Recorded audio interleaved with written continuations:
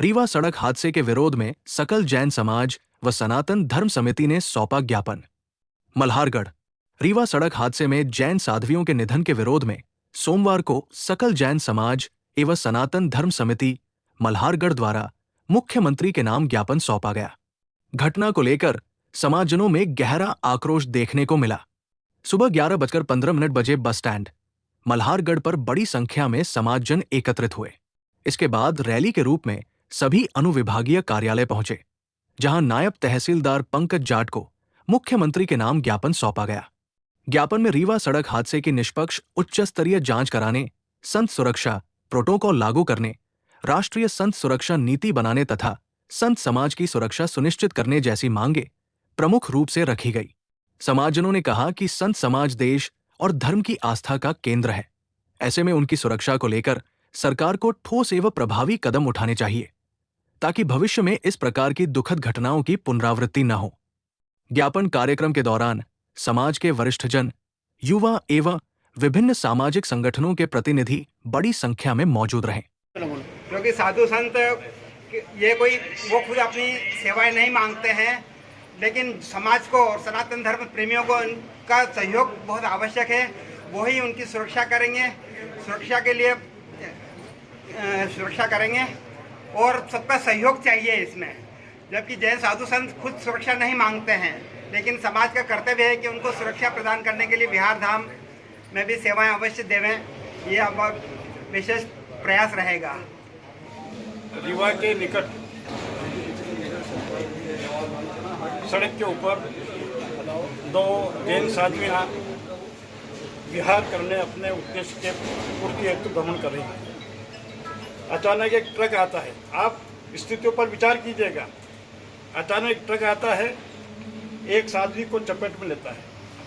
इसको हम दुर्घटना मान सकते हैं। फिर उसी दूसरी साध्वी को भी वो ट्रक अपना शिकार बनाता है। दिखने में यह सामान्य घटना हो सकती है। इसके पूर्व जब हम कर्नाटक की घटना को याद करते हैं, हिंदू समाज की ये सौभाग्य कहो दुर्भाग्य कहो कि वह घटनाओं को भूल जाता है। 6 माह पूर्व घटना कर्नाटक की घटना को याद दिलाता हूँ। जैन संत विहार कर रहे थे। अचानक 3-4 आक्रमणकारी आते हैं, आतंकवादी आते हैं। आप स्थिति का थोड़ा कल्पना कीजिए और चित्रण अपने आंखों के सामने। 4 आतंकवादी आके पहले जैन संत की एक उंगलियों को काटते हैं। एक हाथ की 5, फिर पाँव की उंगलियां काटते हैं। यदि उनको जैन संत को मारना होता तो सीधे चाकू मार देते, गोली मार देते। उंगलियां काट के, पाँव की उंगलियां काट के, हाथ काट के, घुटने काट के, यानी बेहद जर्जर, जिसकी कल्पना नहीं की जा सकती, जैन संत की इस प्रकार की हत्या की। क्या यह साधारण बात है? नहीं, यह नफरत का बात है। द्रोही तत्व है, वो संतों के खिलाफ वातावरण पैदा कर रहे हैं। मैं दोनों घटनाओं को जोड़ नहीं रहा हूँ, किंतु कहीं न कहीं जो कि संत अहिंसा, सत्य, न्याय, मानवीय मूल्य और देशभक्ति की बात करते हैं, इस देश को आगे ले जाने की, देशभक्ति का अपने प्रवचन के माध्यम से देशभक्ति का भाव जगाते हैं, उन संतों के खिलाफ इस प्रकार का नफरत का भाव पैदा करना इस देश के साथ एक षड्यंत्र है। इसके हम सब हिंदू समाज इसकी भर्त्सना करता है और ये मांग करता है कि इस प्रकार की घटनाओं की पुनरावृत्ति न हो। यहाँ मैं सब आप लोगों का ध्यान आकर्षित करना चाहूँगा।